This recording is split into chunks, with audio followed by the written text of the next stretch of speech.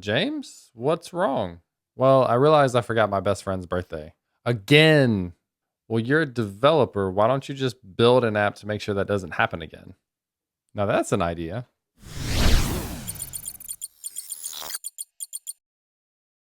What's up, everyone? I'm James Q Quick, and I do weekly videos on web development related topics, and I love to build stuff to solve real world problems. So in this video, we're going to build a birthday emailer application with no code. Well, low code. Actually, very little code. So one of the cool things about this video is that this is a product that I am really excited about. It's a no code, low code product combined with an SDK where you can actually use code.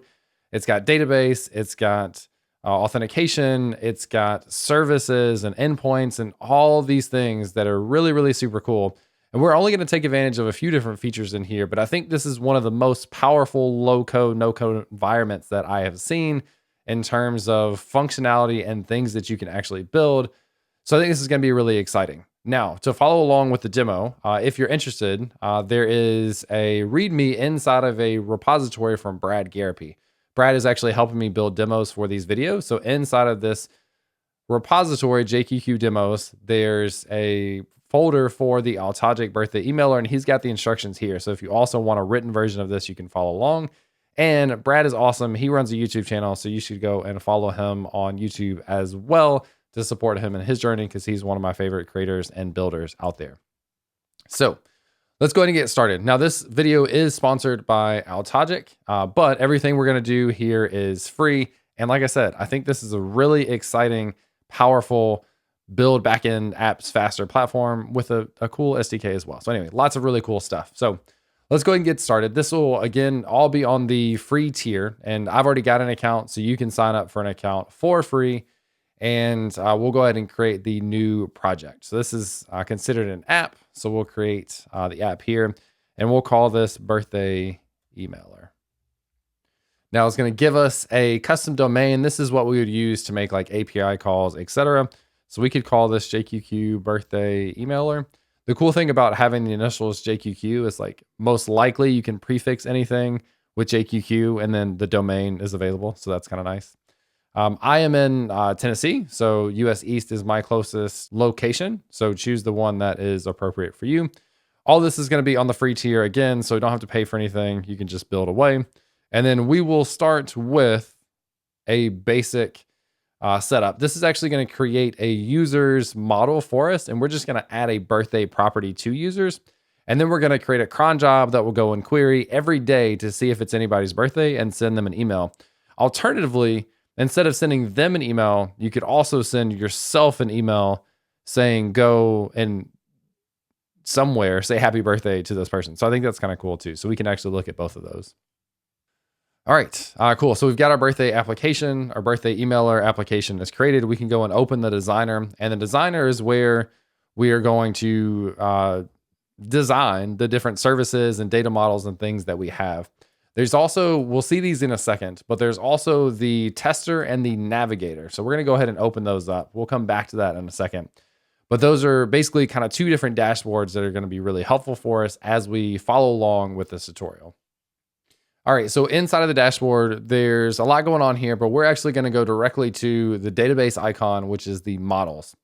And they have already created for us a user's model. And this has all the basic things that you would expect, like email and name and profile picture, etc. The one property we want to add in here is a birthday field. So this is actually going to be a date time field, and we'll just call this birthday. Now, this is probably pretty self-explanatory, but this is going to be the field that we are then going to query the database each day to see if their birthday isn't matched. So we'll go ahead and create that field. All right, and then I said we were going to have our designer page up. This is where we can actually view our data and then create data. So in this case, there's no users already created in here, but we can create a couple. So I'm just going to fill out basic information. So this is going to be my email here, and then I'll do my name as James Quick. I'm not going to do all the rest of the stuff, but I will come over and do my birthday. Now for testing of this, I'm not going to put in my real birthday, although that's not a secret. But for testing of this, we need to actually have the birthday, the month and day in here match the month and day of the current time for testing. So today of recording this, it's actually December 13th. So I'm going to do 12/13, and then I was born in 91. Now this is a date time, which means it has hour, second, minutes as well. And you can just leave this as, you can just leave it at 12 a.m. or 1 a.m. or it doesn't really matter as long as it's a time in that day. So 12 a.m. I think will work there. So we can save that, and then we can do another record just so we have one to test out. So I'm going to do a slightly different. I'm going to do me at James Q Quick. And then we'll call this James or something. My wife calls me a lot. I call her Jessers a lot. If y'all care, probably not.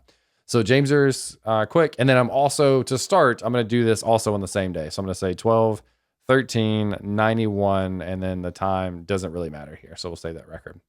So we have 2 records in here, which is good. That's what we want. And then we'll come back and test this in a second.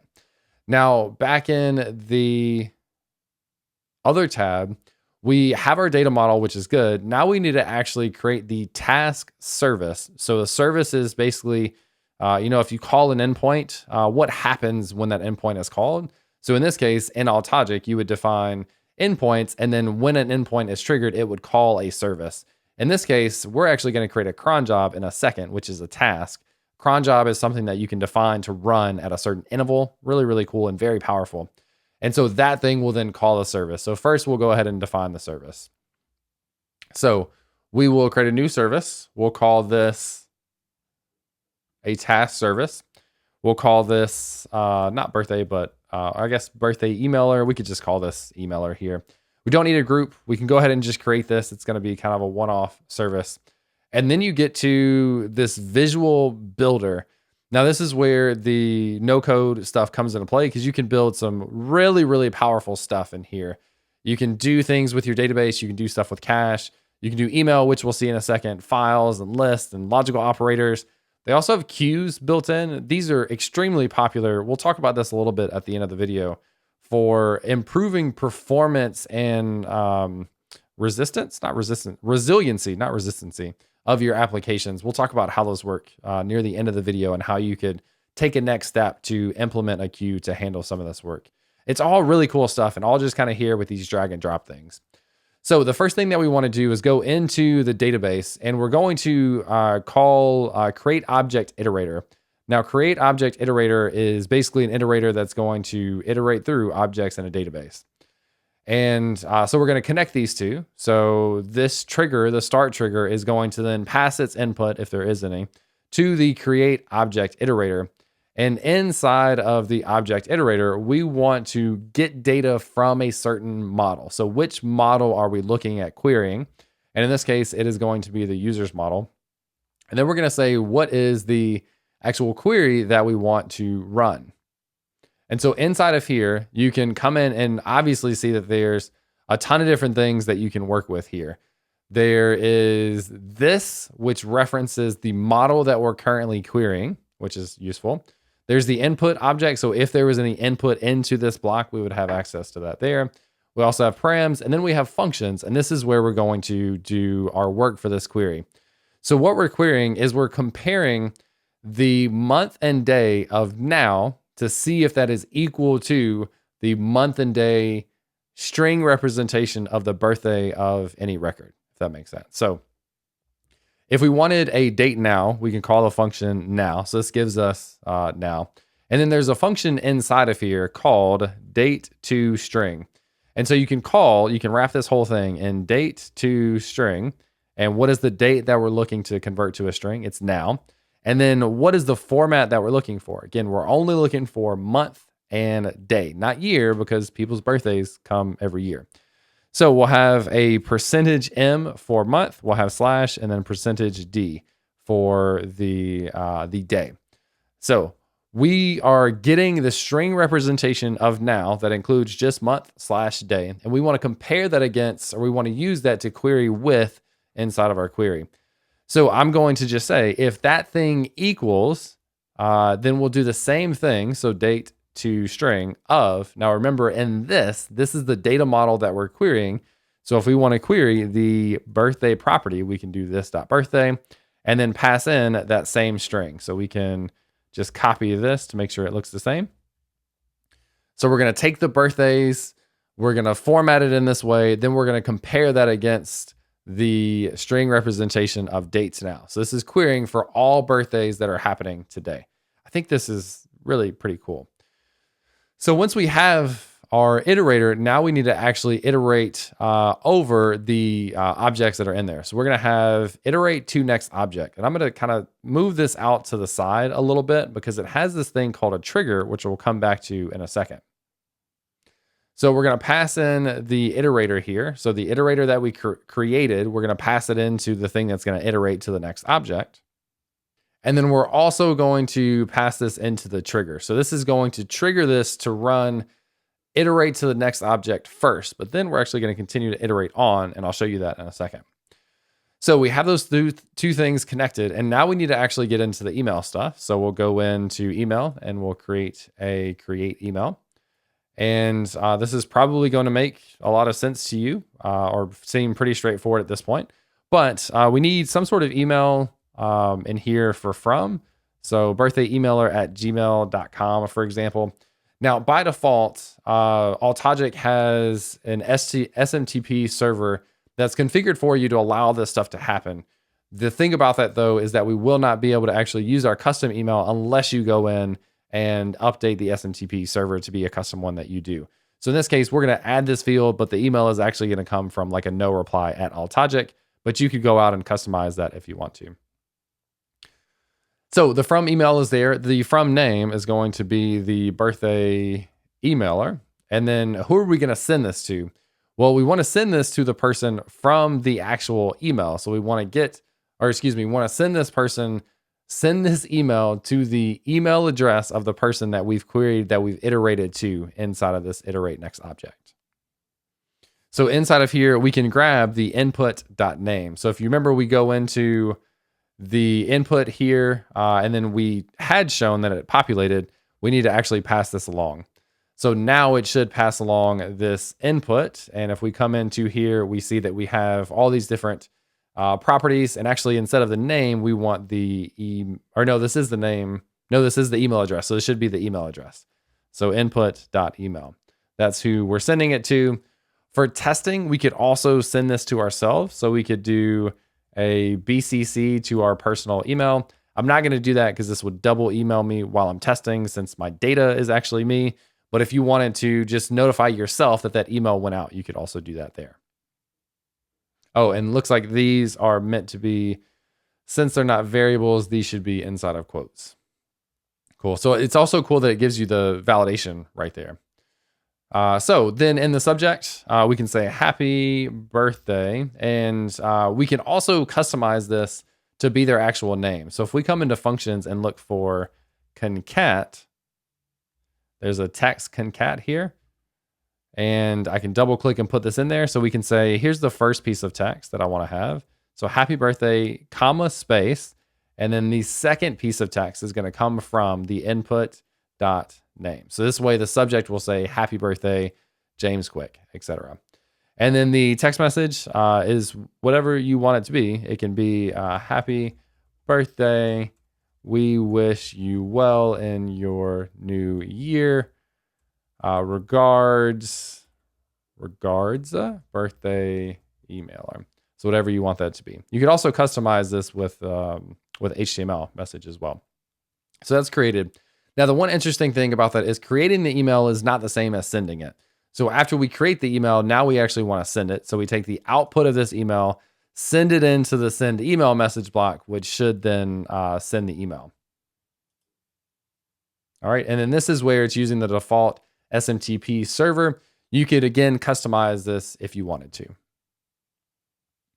Now, what gets interesting in here is after we send this email address, we want to then trigger to go off to the next email. So on the success, we can now run this to the trigger of this other block. So even though this already has one trigger coming into it, the object iterator triggers the iterate to next object once. We send the email for that person. Then after this thing is successful, we send a successful email. Then we say, hey, go and do the next one, because there could be multiple people in your list with the same birthday, which probably makes sense to you. So that should be everything here. Now we need to actually create the task. So that will automatically save. And now we're creating the task, which in this case is basically going to be a cron job. So we're going to say create a task. And then we're going to say birthday emailer, or I guess we could just call it emailer. I don't need to get too fancy with this. Or actually checker. Let's use that. That's what our notes have. So checker, because it's going to check. For birthdays, you could call it birthday checker, birthday cron, whatever it is. And so instead of actually writing raw cron syntax, which can be kind of tricky, you actually have some cool ways to customize this without having to write code. So that's nice. And so we're going to run this just every day at 00 UTC, so like the standard time zone. And then now, which service do we want this to call? So this is going to take care of every day at 0 o'clock. It's going to kick off this cron. And then what do you want it to actually do? Well, we're going to call the emailer service. So that's the service that we just created. Now we're actually going to call that thing and click create. So all that stuff in theory is kind of ready to go. But to test this, we can go over to the tester. So inside of the tester, we can scroll over in this top tab and go to task. We can go to checker, and then we can run this task. So again, the checker is a cron job that now we're just going to trigger. This cron job calls the emailer service, which sends out the email to people. So run this task. Oh, and I think we forgot one part. I think all of this actually worked, except for we forgot one thing, which is the last piece of the task. Let's actually go back really quickly, or the service. So inside of the service, when it actually finishes, meaning it didn't find any other records, we can do a success. So we'll do a response and we'll say and finish successfully, and just say, once we've done everything and we don't find any more, go ahead and consider this thing to be a success. That way it knows that it actually worked. So I'm going to pull up my email here and show you the email. All right, so inside of here, I've got two different emails, which is good because there were two people that met this qualification. One is to the James Hugh Quick. Notice this comes from the no reply. Again, you could customize that if you want. And the other is going to the me@jamesqquick.com. So both of those came through. Now, the other thing that we can test is inside of here. Let's actually go back to our database and let's change the birthday for one of these to be 14 so that it shouldn't send the email to me@jamesqquick the second time as we test it. So we'll save that piece of data. Really nice to have that visual editor there. Let's come back to the tester. Let's run it again. We shouldn't see any red because now we have the successful response. Another cool thing in here is that you can inspect what these email messages are. So you can actually see the data at each step of the way. And you can see this only created one email versus last time it created two. And you can see what it looked like. And then back in our email account, if I come back, I should see a new email to the address of James Hugh Quick, james.q.quick@gmail.com. Super, super cool. Like, I think the hardest part is kind of learning how these pieces fit together. Once you get comfortable with what those pieces are and how they work, how cool is this to just drag and drop these little connectors and build out this email workflow? Like, super, super cool. I think this is amazing. So the one thing I did mention that we could do, and I don't think we'll do this in this video, but it's worth mentioning, is there's the potential, if you look inside of the tester, actually, I guess back to the visual representation. Remember, we're iterating through each object and then we're sending the message before going on to the next one.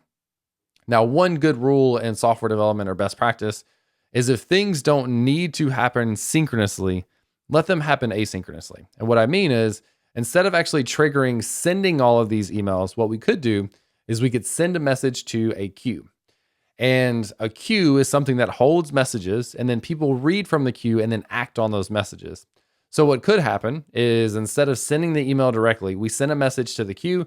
It sits on the queue. Something's constantly, another service asynchronously is constantly checking that queue and then acting out whatever it needs to do with that piece of data, which in this case, that thing could then trigger a service that specifically sends the email and doesn't actually go and query the database. It just sends the email based on the stuff that's already in the message on the queue. So that would kind of offload some of the time, because in theory, it's easier to, or quicker, to send the message to the queue than it is to do the steps in here. These probably don't take that long, but if you add a couple of different extra steps in here, and then you have, 100 people's birthday or 1,000 people's birthday on the same day, it could get a little tricky. So offloading that to a queue means that stuff can be handled quickly, but also asynchronously and not slow down this one job that's running right now.